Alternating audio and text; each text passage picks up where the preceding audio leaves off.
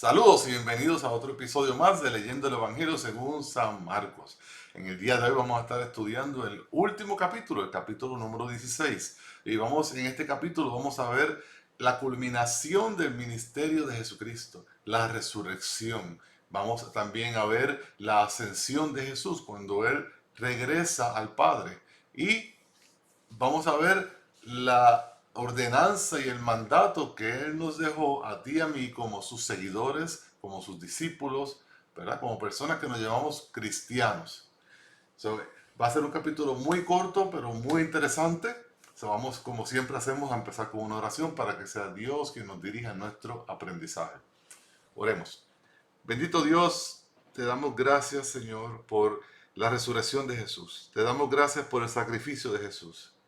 Y ahora, Señor, te damos gracias también por el Evangelio de Cristo que lo escribió el apóstol Marcos, que nos ayuda, Señor, a nosotros entender el mensaje, entender tu palabra, entender el Evangelio de Cristo, entender las misericordias que tienes para con nosotros, tu amor como para con nosotros. Y te pido, Dios Todopoderoso, en el nombre de Jesús, que nos reveles tu palabra en el día de hoy. Que seas tú, Señor, obrando en nosotros para que podamos entenderla, para que podamos internalizarla, para que aplique a nuestras vidas y nosotros podamos vivir de acuerdo a tu palabra. Y te pido esto, Dios Todopoderoso, en el nombre del Señor Jesús y a través de nuestro Santo Espíritu que has puesto en nosotros. Amén. Bueno, vamos a comenzar con el capítulo 16, versículo número 1. Y este tema se llama la resurrección. Obviamente, la semana pasada observamos en el capítulo 15 la muerte de Jesús. Jesús fue crucificado, Jesús fue enterrado en una tumba sellada con una piedra gigante, guardada por guardias romanos. Y ahora vamos a ver la resurrección de aquel que murió. Pasado el día de reposo, ¿verdad? Ya pasado el sábado, María Magdalena, María y la madre de Jacobo y Salomé compraron especias aromáticas para ir a ungir el cuerpo de Jesús. Recordemos que la semana pasada hablamos de que era tradición judía ungir los cuerpos de los muertos, ¿verdad? Que estaban envueltos en una tela de lino, encerrados en estas piedras, en estas tumbas de piedra, ¿no? Y esto es lo que van a hacer estas mujeres. Van a ir a donde Jesús, que ya está enterrado, que ya está cubierto en una manta de lino, y lo van a ungir con estas especias aromáticas. Pero ¿qué sucede? Versículo número 2. Muy de mañana, el primer día de la semana, llegaron al sepulcro cuando el sol ya había salido. Y se decían unas a las otras, ¿quién nos removerá la piedra de la entrada del sepulcro? Porque era una piedra extremadamente grande. Cuando levantaron los ojos, vieron que la piedra, aunque era sumamente grande, había sido removida. Sorpresa. Versículo 5. Entrando en el sepulcro, vieron a un joven sentado al lado derecho, vestido con un ropaje blanco. Y ellas se asustaron. Pero él les dijo, no se asusten. Ustedes buscan a Jesús el Nazareno, el que fue crucificado. Ha resucitado. No está aquí. Miren el lugar donde lo pusieron. Pero vayan y digan a sus discípulos y a Pedro, Él va delante de ustedes a Galilea, allí lo verán, tal como les dijo. Y saliendo ellas, huyeron del sepulcro porque un gran temblor y espanto se había apoderado de ellas. Y no dijeron nada a nadie porque tenían miedo. Estas mujeres vienen a donde Jesús, vienen ¿verdad? Ungir el cuerpo, vienen con un corazón, ¿verdad? Lleno de amor hacia el Señor Jesús. Su maestro, su salvador, su redentor había muerto. Y vienen con la preocupación, ¿quién nos va a mover la piedra? Ellas solas no podían, además de que estaba custodiada, etcétera. Y de momento se dan cuenta que la piedra ha sido removida. Y miran adentro y encuentran un hombre sentado con un ropaje blanco. Este hombre era un ángel. Casi siempre que vemos en la Biblia un hombre con ropajes blancos, estamos hablando de un ángel. Y el ángel está sentado allí esperando este momento, esperando que llegaran estas personas. Y les dice que a quién buscan. Jesús, Jesús el Nazareno, Jesús el que nació en Belén, el que se crió en Nazaret, Jesús el Nazareno, el que fue crucificado, resucitó, volvió a la vida, ya no está aquí. Miren, aquí está vacío esto, ¿no? Le enseña prueba tras prueba de que Jesucristo resucitó como lo había prometido. Entonces, estas mujeres, ¿qué pasa? Se aterran, no saben qué hacer, ¿no? Es algo, no sé, algo que les conmueve su corazón, no sabe, le da ansiedad. Su Señor, su Maestro no estaba ahí, y como que no saben internalizar lo que el ángel está diciendo. Y tanto así que se mantienen calladas, se mantienen calladas. Y el ángel les dice, bien interesante, ve y dile a sus discípulos, ¿no? Aquellos que corrieron cuando, cuando fue crucificado Jesús, pero especialmente a Pedro. Dile que lo que Jesucristo prometió en el capítulo 14, que cuando Él resucitara se iba a encontrar con ellos más adelante en Galilea, va a suceder, ¿no? Va a ser cumplido esa profecía. Entonces Jesús resucita y va, ¿verdad?, hacia el lugar donde Él había prometido que iba a estar. Las mujeres se van aterradas, pero lamentablemente dice aquí que no dijeron nada a nadie. Entonces vamos a ver qué sucede luego. Versículo 9, la aparición de Jesús a María Magdalena. Después de haber resucitado muy temprano, el primer día de la semana, Jesús se apareció primero a María Magdalena, de la que había echado fuera 7 demonios. Recuerden aquella mujer que estaba endemoniada, que Jesús liberó, que ella ungió los pies con perfume caro. Esta es la mujer que estamos hablando aquí. Y Jesús, ¿a dónde fue? Se le presentó y se le reveló a María Magdalena. Y decía, y ella fue y se lo comunicó a los que habían estado con él. ¿No? Una vez ella se encuentra con Jesús, ve el milagro, la alegría, el gozo que tiene que haber recibido ella de ver a su Señor, a su Maestro, a su Redentor, a su Libertador vivo después de haberlo muerto en la cruz. Sale y se lo comunica, ¿verdad?, a las personas. Por eso dice aquí que fue y se le comunicó lo que había estado con él. Y dice, versículo 10, vamos a leerlo otra vez. Y ella fue y se lo comunicó a los que habían estado con él, que estaban lamentándose y llorando. Cuando ellos oyeron que Jesús estaba vivo y que ella lo había visto, se negaron a creerlo. Y esta es la parte que es triste.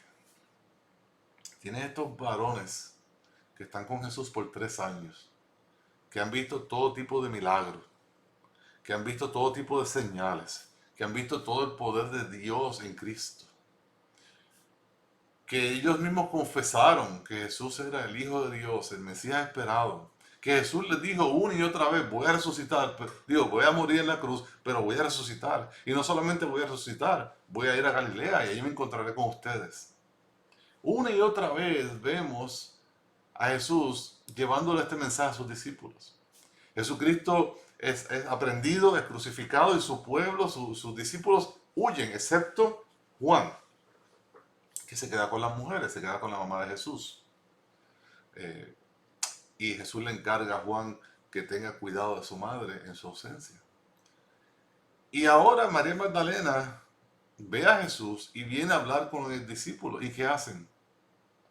Se encontraban llorando y lamentándose de que Jesucristo había muerto. Se les olvidó la promesa, se les olvidó la palabra, se les olvidó las profecías, se les olvidó que Jesús tenía poder, autoridad, se les olvidó que Jesús tiene vida en sí mismo, se les olvidó que Jesús es el pan de vida, el agua viva, que Jesús es el único camino, la verdad y la vida. Se les olvidó que Jesús es el Hijo de Dios. Estaban lamentándose, estaban llorando y estaban con faltos de fe. Faltos de fe, porque no podían creer las promesas que Jesús le había hecho a ellos.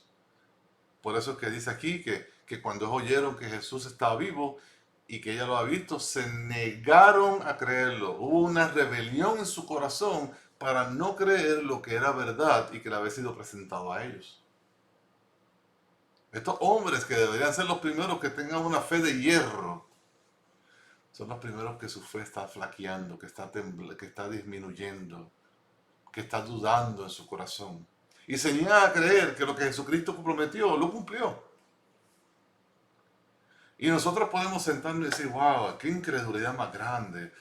Si yo estuviera ahí, nunca me pasaría eso. No, al revés. Lo que tenemos que pensar es todo lo contrario.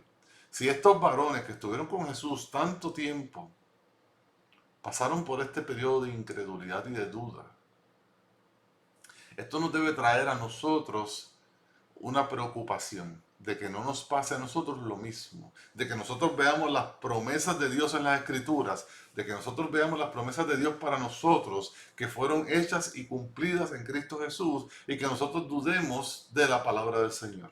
Que nuestra fe se ponga en duda por culpa de nuestra incredulidad al nosotros no creer las cosas que dice la Biblia, las cosas que dijo Jesucristo, las cosas que dice Dios a través de sus profetas y sus apóstoles. Nosotros tenemos que arraigarnos a Dios, pedirle que fortalezca mi fe, incrementa mi fe, oh Dios. Ayúdame en mi incredulidad. Tenemos que ser humildes de corazón. Tenemos que reconocer que dependemos 100% de Dios aún para creer en Él. Que si Jesús no me fortalece mi fe, si Jesús no me incrementa mi fe, yo voy a ser como estos apóstoles que no vamos a tener tiempos de dudas, vamos a tener tiempos donde mi incredulidad va a sobrepasar mi fe. Y voy a negarme a creer lo que dice la Biblia. Cuando vengan los momentos de prueba, como este momento de prueba, mi fe será probada. Y yo tengo que agarrarme de Jesús y creer lo que dice su palabra. Porque si no voy a terminar como estos apóstoles que se negaron a creerlo. Que sea esto ¿verdad? De consejo, que sea esto de ejemplo para nosotros, para que nosotros podamos agarrarnos del Señor Jesús, para que nosotros podamos pedirle con fervor en oración, incrementa mi fe, fortalece mi fe, porque soy débil si tú no estás en mí. Si tú no me fortaleces, me caigo. Si tú no me fortaleces, me desvanezco. Si tú no me fortaleces y incrementas mi fe, va a haber duda en mi corazón. Yo no quiero dudar de ti, no quiero dudar de tu palabra. Tenemos una dependencia total de Dios en nuestras vidas. Por mis fuerzas jamás lo lograré, pero con Dios todo es posible. Recordemos esas palabras. Versículo 12 dice, después de esto, Jesús apareció en forma distinta a dos de ellos cuando iban de camino al campo. Y estos fueron y se lo comunicaron a los demás, pero a ellos tampoco les creyeron. Jesús camina con estos dos varones y camina de una forma bien interesante, lo vemos en otros evangelios, donde ellos están caminando y Jesús empieza a hablar con ellos y ellos no se dan cuenta que es Jesús.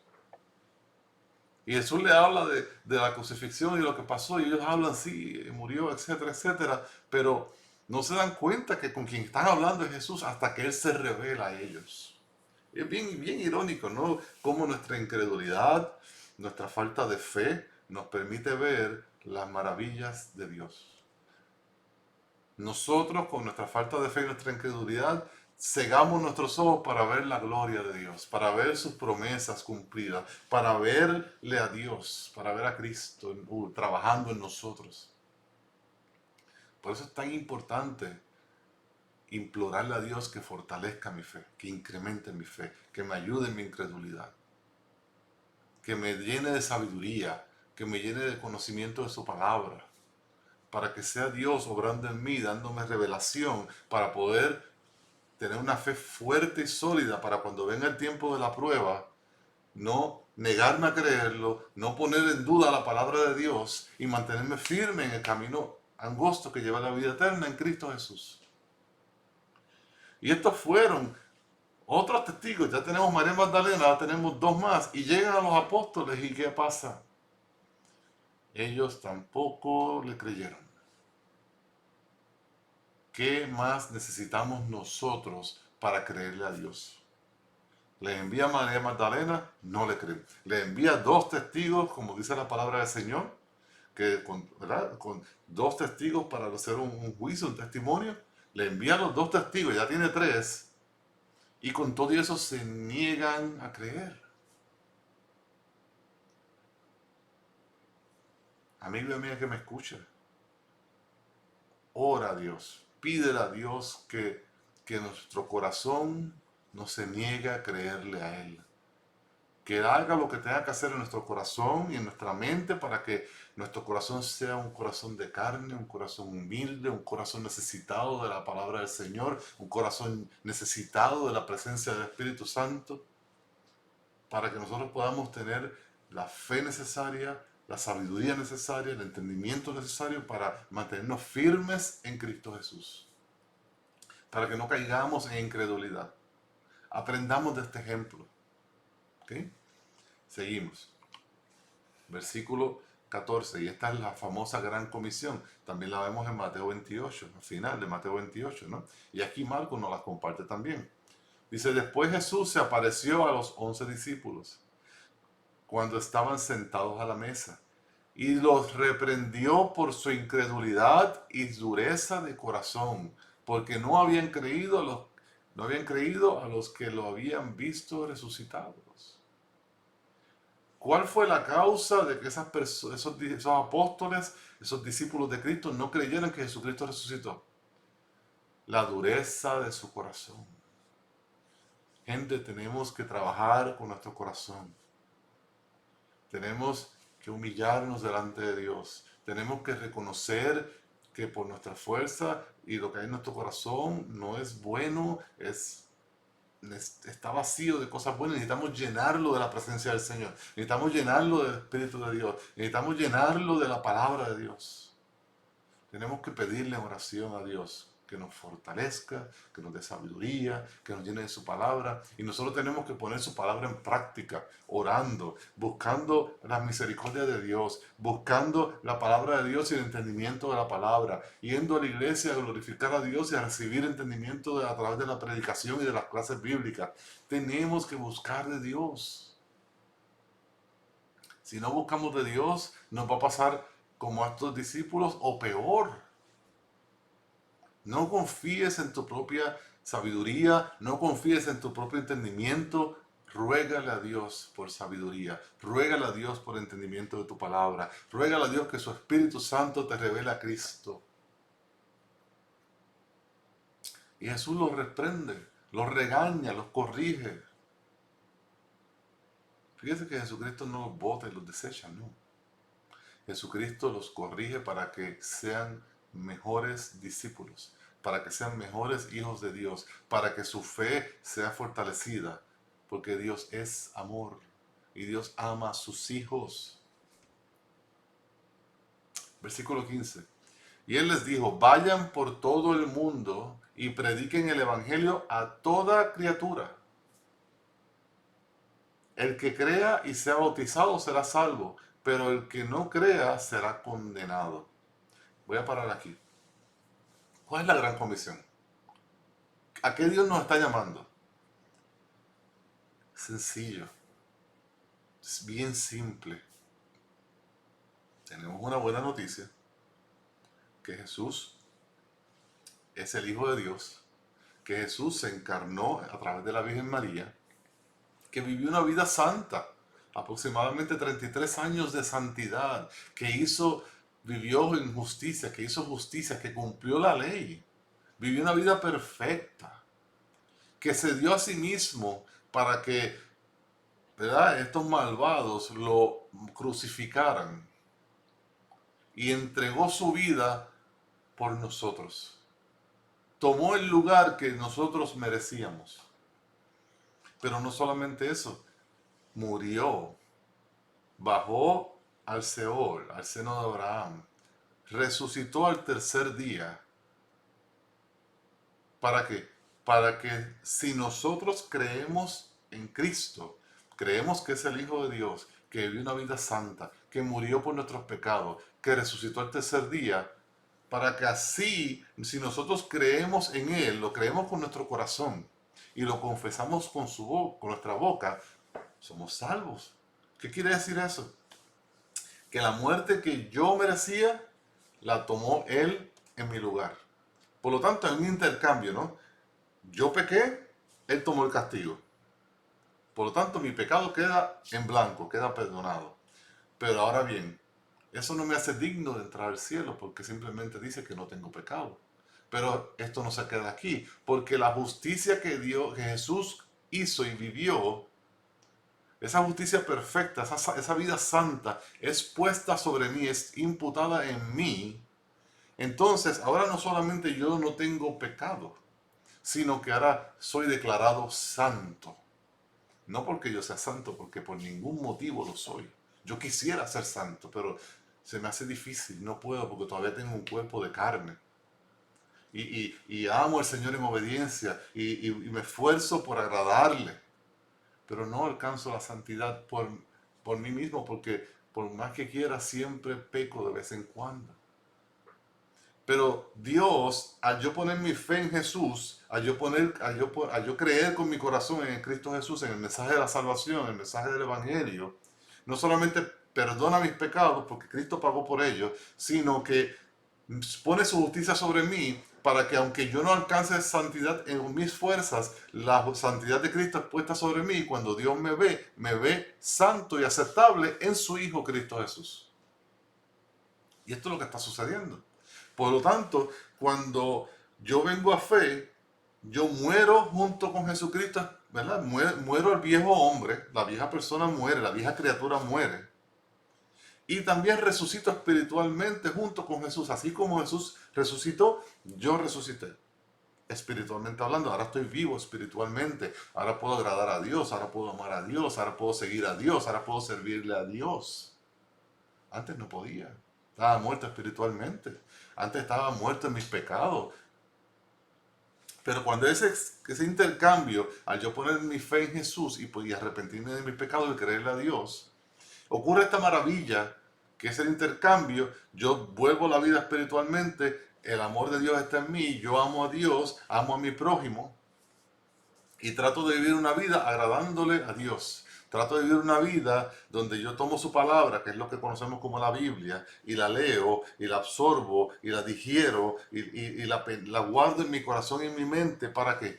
Para yo tratar de vivir una vida que le dé gloria a Dios, que le agrade a Dios, pero también y sumamente importante, que yo pueda reflejar a Cristo, que yo pueda vivir como Cristo, que yo pueda modelar a Cristo. Por eso somos cristianos, porque es un pequeño Cristo. Y yo pueda compartir el Evangelio con mis vecinos, con mis compañeros de trabajo, con mis familiares, con mis amigos, con las personas que me tocan de frente y pueda tener una conversación, para que ellos también puedan ver la maravilla y el amor y la gracia y la misericordia de Dios en Cristo Jesús y puedan venir al arrepentimiento, puedan creer y puedan ser salvos. Y podamos así crecer el reino de los cielos aquí en la tierra a nosotros proclamar el Evangelio a toda persona. Aquello que recibimos nosotros de gratis, ¿verdad? Aquella salvación que recibimos gratis de parte de Dios, a una persona compartir con nosotros el Evangelio, nosotros debemos hacer lo mismo, compartir lo que hemos recibido con otras personas para que ellos también se beneficien y puedan ser hijos de Dios. ¿Y por qué digo hijos de Dios? Porque fíjense, el versículo 15 termina como, prediquen el Evangelio a toda criatura. Y esa palabra es agrede, es a propósito. ¿Por qué? Porque todos los seres humanos al nacer son criaturas de Dios. ¿Qué quiere decir eso? Que son creados por Dios, pero no son hijos de Dios. Al nosotros poner nuestra fe en Jesús, arrepentirme de mi pecado, confesarlo con mi boca, ahora yo le pertenezco a Jesús porque fui comprado con su sangre, que es más preciosa que el oro y la plata, dice Pedro. Y no solamente eso, sino que ahora yo soy reconciliado con Dios, el pecado que me separaba, ahora la obra y la gracia de Cristo, el sacrificio de Cristo me reconcilia con Dios, ahora yo tengo paz para con Dios, pero va aún más allá. Ahora yo soy adoptado en Cristo Jesús para ser hijo de Dios. Por eso que Jesucristo dice que Él es el primer fruto, el primer resucitado de entre muchos hermanos. Por eso es que los cristianos nos llamamos hermanas y hermanos en Cristo. ¿Por qué? Porque en Cristo somos adoptados. Por lo tanto, ahora tengo un Padre Celestial que es el Padre de Cristo. Jesucristo es mi hermano mayor. Y todos los cristianos somos familia, somos hermanos y hermanas en Cristo. Es una familia eterna, una familia que nunca será quebrantada. Y ahora ya no somos criaturas, sino somos hijos. Y eso es lo bonito y lo precioso del Evangelio. Que nosotros quebrantamos lo que Dios hizo perfecto, lo quebrantamos con nuestro pecado, con nuestra desobediencia. Y Dios, basado en su gran amor, en su inmenso amor, envía a Jesucristo a meterse en forma de siervo a su creación para poder pagar el precio de nuestro pecado, para que nosotros al creer, ¿verdad? Para que nosotros al creer seamos salvos, redimidos, restaurados en Cristo Jesús. Antes éramos enemigos de Dios por culpa de nuestro pecado, ahora somos amigos de Dios. Antes éramos criaturas, ahora somos hijos. Antes no éramos pueblo, ahora somos pueblo. Todo esto es la maravilla de Cristo. Todo esto hace el Evangelio. Por eso es que la Gran Comisión es tan importante. Por eso es que tú y yo tenemos que ir y proclamar las buenas nuevas del Evangelio de Cristo, para que la gente pueda creer, pueda confesar, pueda arrepentirse y pueda ser adoptado en Cristo Jesús, pueda ser parte de la familia de Cristo y pueda recibir la herencia que es la vida eterna en el reino de los cielos. Esa es la gran comisión. ¿Qué nosotros hacemos con las personas? Le proclamamos el Evangelio. ¿Qué pasa cuando esa persona viene a fe? Lo bautizamos. Aquí no lo dice, no lo dice tan claro, pero dice que sea bautizado, ¿no? En Mateo dice que seamos bautizados en el nombre del Padre, del Hijo y del Espíritu Santo. Por lo tanto, cuando una persona viene a la cruz y viene al Evangelio y se convierte y pone su fe en Cristo Jesús y se arrepiente de sus pecados, el próximo paso es bautizarlo. Y se bautiza a esa persona sumergiéndolo en el agua y sacándolo del agua y decimos, te bautizamos ahora en el nombre del Padre, del Hijo y del Espíritu Santo, tal como Jesús ordenó en Mateo 28. Y esa persona está muriendo a sí misma, ¿verdad? Así como Cristo murió, ella muere a sí misma y resucita un nuevo hombre o sale una nueva persona. Murió una criatura, nace un hijo de Dios. Murió un enemigo de Dios, nace un amigo de Dios. Murió una naturaleza pecaminosa, nace una naturaleza espiritual. Es maravilloso esto del Evangelio. Es maravilloso la obra de Cristo y lo que Cristo alcanzó a través de su sacrificio. Por eso, mis amigos y mis amigas que me escuchan, mi hermano y mi hermana que me escuchan, tenemos que compartir a Cristo. Es lo mejor que hemos recibido. No hay nada más grande en el universo que el Evangelio.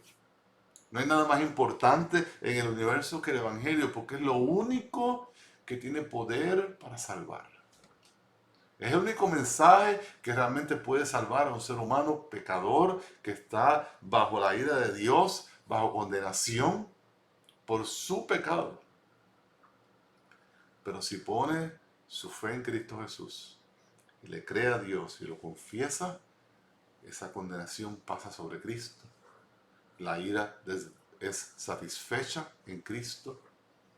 Tiene perdón, reconciliación, adopción. Es declarado justo y tiene seguridad de que al morir va a entrar a la presencia del Señor. No por sus obras, no porque es una buena persona, sino por el sacrificio de cruz de Jesús en la cruz del Calvario. Entonces el versículo 17 dice, y estas señales acompañarán a los que han creído. En mi nombre echarán fuera demonios, hablarán en nuevas lenguas, tomarán serpientes en las manos y aunque beban algo mortífero, no les hará daño. Sobre los enfermos pondrán las manos y se pondrán bien. Y estos versículos 17 y 18 podemos verlos en acción en la vida de los apóstoles, en la vida de Pablo. Todas estas cosas que dice aquí sucedieron, se hizo realidad en la vida de los apóstoles.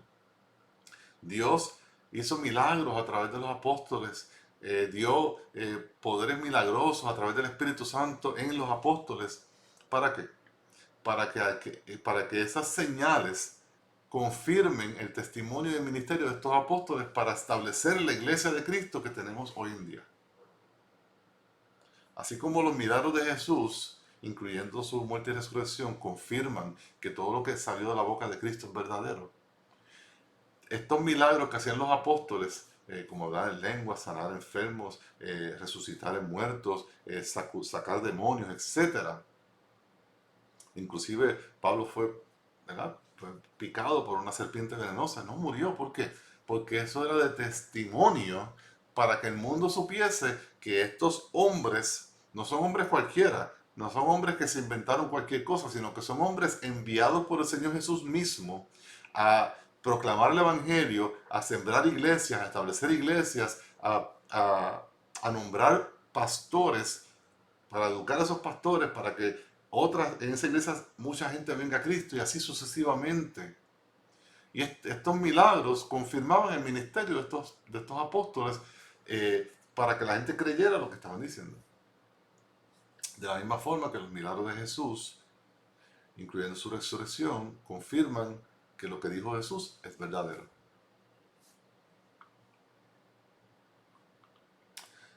Entonces, vamos al último slide, donde dice la ascensión de Cristo, de Jesucristo. Versículo 19.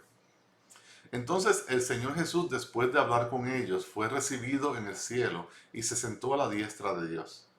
Y ellos salieron y predicaron por todas las partes, colaborando el Señor con ellos y confirmando la palabra por medio de las señales que le seguían, lo que estaba hablando. Ellos comunicaron inmediatamente a Pedro y sus compañeros todas estas instrucciones. Y después de esto, Jesús mismo envió por medio de ellos, desde el oriente hasta el occidente, el mensaje sacrosanto e incorruptible de la salvación eterna. ¿Cómo termina esta historia de Cristo Jesús encarnado después de resucitar? Él asciende en las nubes hacia el cielo y se sienta a la derecha de Dios Padre. Y Dios Padre pone todo bajo los pies de Cristo. Quiere decir que toda autoridad, todo poder se le ha dado al Señor Jesús. Hasta que todo sea reconciliado en Cristo Jesús. Tierra nueva, cielo nuevo, todas las personas que van a ser salvas sean salvas. Y después, al final de todo, cuando todo es reconciliado perfectamente, Cristo le entrega todo al Padre. Fíjense qué hicieron los apóstoles. Dice que salieron y predicaron en todas partes. Hicieron lo que se les llamó a hacer. Salieron a predicar a toda Asia, a toda Europa, al norte de África. En todas partes el Evangelio llegó gracias a que estos apóstoles fueron fieles a Dios, hicieron el llamado que Dios les dijo que hicieran. Y dice que confirmando la palabra por medio de las señales que le seguían. Estos milagros que estos apóstoles hacían confirmaban la palabra que salía de su boca para que la gente pudiera creer. Entonces, una vez la iglesia es establecida en toda Europa, en todo el norte de África, en toda Asia, entonces ya esa iglesia empieza a crecer a través del Espíritu Santo y la proclamación de la palabra, al punto que hoy en día tenemos billones de seguidores en Cristo. Y ha habido billones de seguidores en Cristo en toda la historia. Y esta es la obra del Espíritu Santo a través de nosotros para proclamar el Evangelio, para que las personas al escuchar el Evangelio vengan al arrepentimiento, crean y no se pierdan. ¿Ok? Y dice aquí que Jesús mismo envió por medio de ellos desde el oriente hasta el occidente el mensaje de salvación. Y vemos cómo este mensaje cubrió el globo terráqueo completo. Hay cristianos en Corea del Norte, en Corea del Sur, en China, en Rusia, en África, en Australia, en las Américas. En todas partes del mundo hay hijos e hijas de Dios. Pero todavía nuestro trabajo no se ha acabado. ¿Cuál es nuestro llamado? ¿Cuál es la gran comisión? Vamos a ir y predicar el Evangelio a todas las naciones. Y los bautizamos haciendo discípulos, ¿verdad? Vamos a ser discípulos. Y esos discípulos los vamos a bautizar en el nombre del Padre, del Hijo y del Espíritu Santo. Pero no se ha acabado ahí. Una vez los bauticemos, les vamos a enseñar todo lo que está escrito en en la palabra de Dios, en la Biblia, para que esa persona crezca de ser un recién convertido a una persona madura en Cristo y pueda esa persona hacer el llamado del ministerio por sí sola o como parte de un grupo en la iglesia.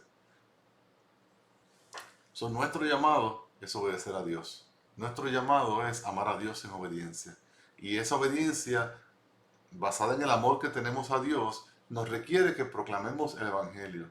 Esa es mi exhortación del día de hoy. Proclamemos el Evangelio a toda persona, a todo el mundo, sin importar el género, sin importar la etnia, sin importar el lenguaje, sin importar el estatus económico, sin importar dónde vivan. Proclamemos el Evangelio a todo el mundo en todo momento. Vivamos para agradarle a Dios, vivamos para amar a Dios en obediencia, proclamemos el Evangelio para que el mundo entero venga a conocer a Cristo Jesús. Dios sea glorificado en el proceso y todas esas personas puedan recibir lo que ya tú y yo hemos recibido: perdón de pecados y vida eterna en Cristo Jesús. Que el Señor te bendiga. Hasta luego.